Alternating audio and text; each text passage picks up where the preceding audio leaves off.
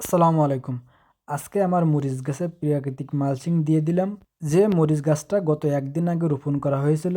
এখন পর্যন্ত অনেকেই হয়তো জানেন না যে প্রাকৃতিক মালচিং এর কাজ কি বা মালচিং পেপারের কাজ কি। তো আজকে ইনশাআল্লাহ আমি সেটা নিয়েই বিস্তারিত কথা বলবো। দেখতে পাচ্ছেন আমি প্রতি গাছের গোড়ায় এই যে বনগুলা দিয়ে দিচ্ছি, অর্থাৎ এটাই প্রাকৃতিক মালচিং। আপনি চাইলে এখানে পেপারও ব্যবহার করতে পারতেন, বাট পেপারের খরচ বেশি হয় আর প্রাকৃতিক মালচিংয়ে টোটালি কোনো খরচ হয় না। আর আমি সবসময় চেষ্টা করি খরচ কমানোর জন্য, যার জন্য আমি প্রাকৃতিক মালচিংটাই ব্যবহার করি। আমি কোনো পেপার ব্যবহার করি না খরচ কমানোর জন্য। এখন আসল কথায় আসি, আসলে পেপারের কাজটা কি, পেপার কি কাজ করে। বর্তমান সময়ে আপনারা জানবেন যে ম্যাক্সিমাম যে কোনো সবজি গাছই হোক আপনার বোটে যায় বা কুচড়ি বোটে যায়, যাতে ফল হয় না একটা পর্যায়ে যে। তো এটা হওয়ার কারণ মোটামুটি হচ্ছে টেম্পারেচারের কারণে। কারণ বর্তমান বাংলাদেশ বা আবহাওয়ার বিভিন্ন কারণে বা আমাদের অতিরিক্ত রাসায়নিক সার ব্যবহার করার কারণে আমাদের মাটিতে তেমন একটা উর্বরতা নেই।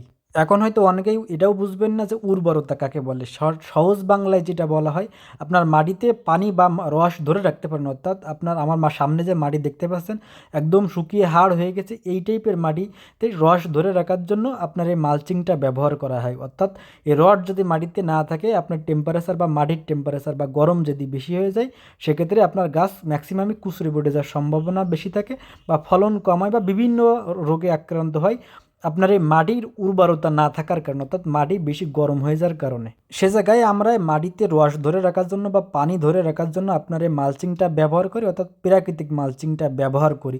এর সঙ্গে সঙ্গে পর্যাপ্ত পরিমাণে আপনার জৈব সার ব্যবহার করি। তো মাটিতে মূলত আপনার পানি ধরে রাখার কাজটাই মালচিং পেপার বা প্রাকৃতিক মালচিং করে থাকে বা জৈব সার করে থাকে।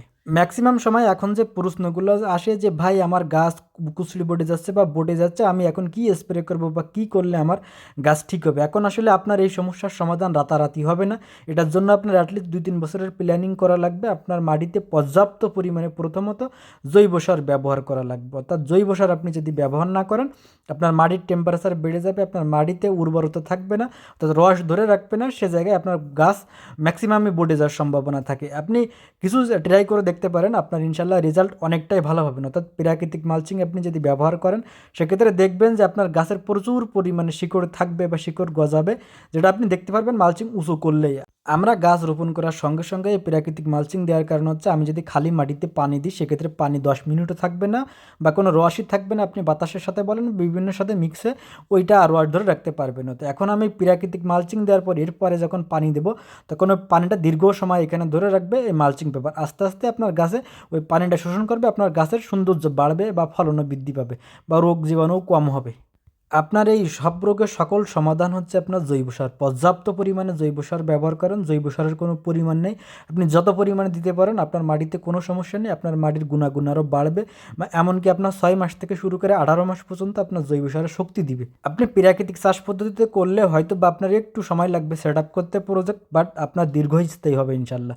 যখন মোটামুটি রেডি হয়ে যাবে তখন থেকে আপনি রেজাল্ট পেতে থাকবেন। বাট আপনি হঠাৎ করে যদি চান জৈব সার দিয়ে বা অন্য অন্য প্রাকৃতিক চাষ পদ্ধতি দিয়ে আপনি চাষ করতে চাইলে সেটা ইনস্ট্যান্ট রেজাল্ট পাবেন না। রেজাল্টের জন্য একটু লেট করতে হবে, তার জন্য অবশ্যই আপনার ধৈর্যর দরকার।